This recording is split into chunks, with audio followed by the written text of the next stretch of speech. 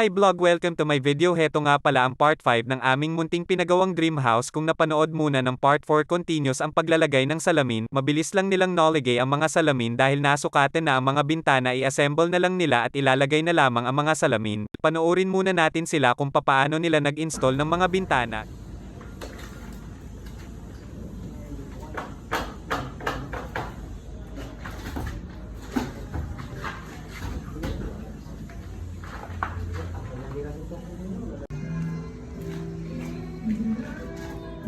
Yung malaki na letter L, yan ang bintana sa front kung saan ang kwarto ng aking nanay.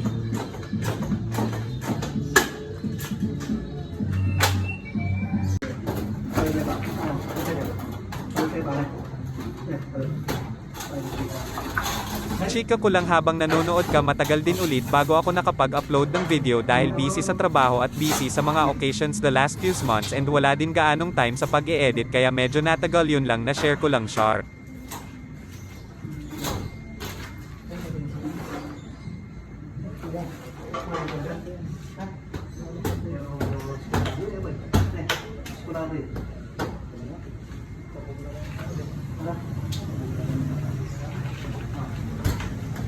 Speaking of awning window type, ang pinalagay naming since modern ang itsura ng bahay, color white ang napili naming para malinis tignan at silver reflectorized window na din napili namin. If hindi nyo natatanong, 13,000 pesos lahat ng bintana sa second floor. Lahat sinabi ko sa last video ko na i-share ko kung saan ko nabili ang mga outlets and switches na ginamit sa aming munting bahay. Ayaw ko nga share, nabili ko ang mga heto sa Lazada. Napili naming ang Royo outlet na ito dahil sa kulay at maganda ang kalidad at subok na hindi sponsored ang mga outlet na ito. At dito tayo sa switch na nakakasosyal, lakas maka Mayor Char. Lahat ng switches na binili ko same color gold, yay amin yarn. Lagay ko na lang sa comment section ang link.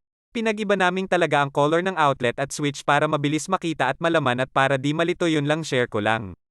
Ilang araw lang dumating din ang order ko ng mga pintuan at bakal na hamba para sa main door.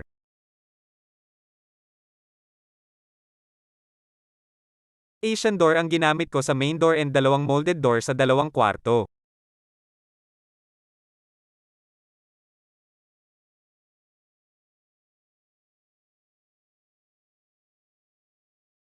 Back to construction, pinalinis ko ang harap ng bahay, nagmukha kasi itong tambakan ng basura, at pinatanggal ko ang bakal na gate, kaya pintanggal ko dahil papalitan ng bato at doon ilalagay ang main door. After a few hours natanggal din at pinalagay ko din muna ang hamba at pintuan para for security purpose. Char social yarn.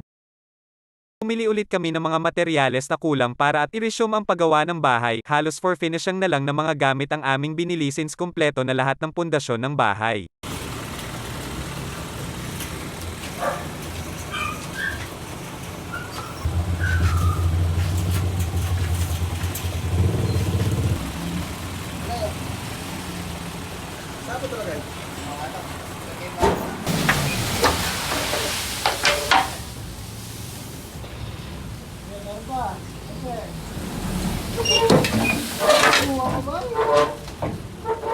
Then this November nag-start ulit pinagawa ang bahay. Medyo matagal-tagal din na hinto due to dami ng gastusin last month, busy person yarn.